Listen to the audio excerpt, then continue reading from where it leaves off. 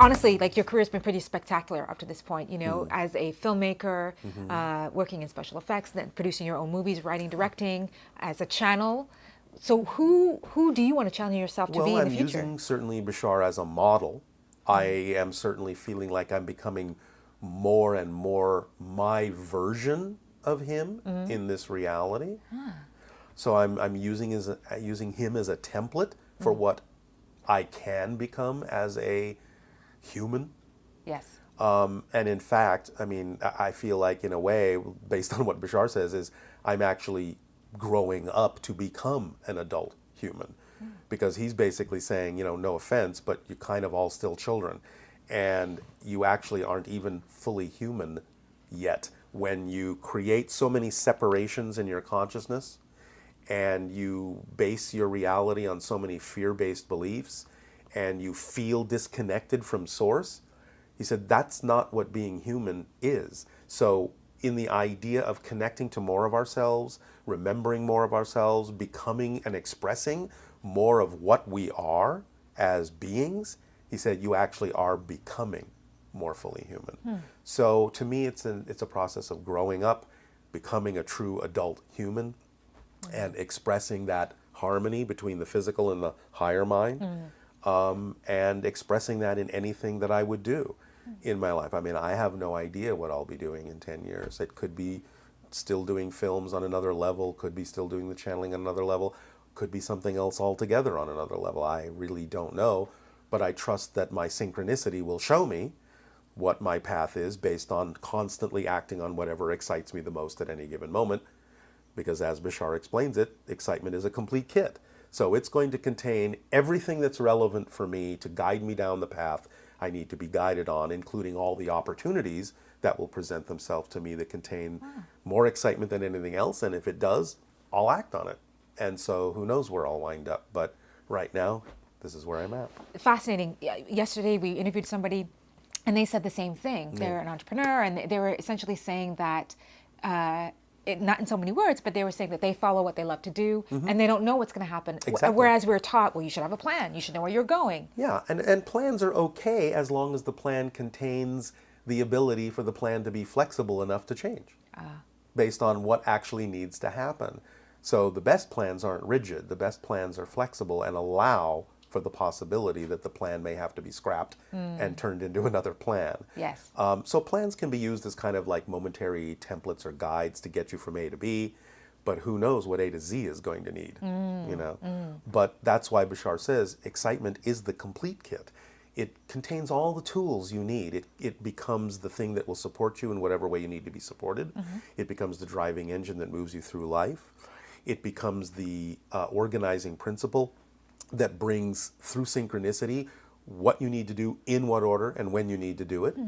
It becomes the path of least resistance that allows you to flow through life in an effortless way.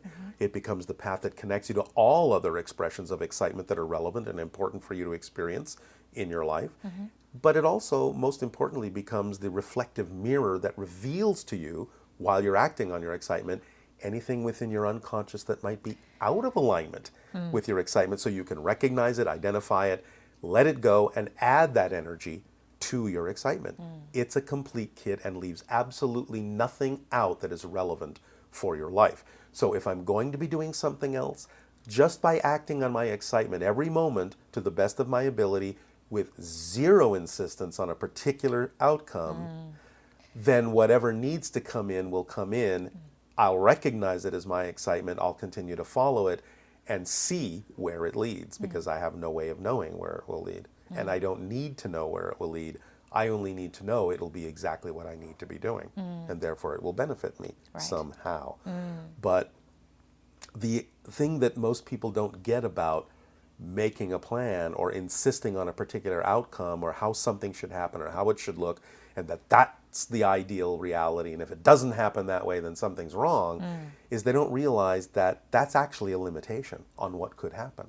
Because the physical mind doesn't actually have the ability to know how something truly is going to happen. The higher mind does. The physical mind's job is to just know what's happening, to experience what's happening. But when we think like in a visualization, okay, here's my ideal reality. I see myself doing this in 10 years. Great. You can use it that way as a guide, as a template to get you excited about the symbol of that ideal reality. But that's the point of the reality, to get you into the state of being, to get you excited. Once you're actually in that state of being, you've got to utterly drop the picture, because you don't know that the higher mind couldn't bring you something even greater than you imagine. Right. So if you insist that it's got to happen this way, you could actually be limiting the way it could happen on a much bigger level than you possibly imagine. So when people start understanding that that visualization, that insistence on a particular outcome is actually a limitation on what could happen, they'll start dropping it and letting the higher mind actually bring them what needs to happen next, which could be beyond their wildest imagination, beyond the capability of the physical mind to even have imagined. So that's how that works. Wow. Is there anything that Bashar has ever said that has utterly shocked or surprised you? Well, many things. Certainly some of the most fascinating things to me are some of the principles where he's really explaining that we kind of have things backwards here. We say that seeing is believing. I think one of the most eye-opening things he ever said is, no, it's believing is seeing. What you believe most strongly is what you experience. And I think even some of our quantum physicists are now beginning to get that idea, because they're talking about the fact that our reality is based on what we believe we're going to be able to observe, and then that's what we get. It's like you get the result you design the experiment for, and that's it. But you could get another result entirely if you design a different experiment. So the observer becomes part of the observation of what it is you're capable of observing. And as Bashar says, the state of being that you're in determines what you're capable of perceiving, what you're capable of experiencing. I think that was pretty eye-opening. There have been many fascinating things. I'm not even sure I can actually pull one out that was more shocking than another, but it's like anytime he turns our understanding of reality kind of upside down, I think that can act as kind of a big shock for people to get used to a whole other way of seeing things. Thank you, first of all, very much for your time and for sharing, your wisdom with us. My pleasure. Your vision, and also, I can't wait to see that movie. I know, neither can we. And, we'll make announcements as to when it will be available and how it will come out. We're attempting to get it into film festivals to see if we can get into theatrical release. Of course, eventually, First Contact will be available as downloads and DVDs and all of that. Ideally, in 2016 sometime. But again, we go with the flow. We know it will find its place and its timing. But again, if they want to go to either bashar.org or they can come to ziafilms.com, our production company website, we will make announcements there as to when that or any other film that Zia Films is doing will be available. Fantastic. Thank you very much, Darryl. Thank you, Nicole. I appreciate it. If you liked this interview, meet the woman who channels famed composer Amadeus Mozart. It is I, Amadeus. Greetings to you, and thank you. Thank you for letting us bring our messages to the earth plane. Subscribe and watch the interview on YouTube.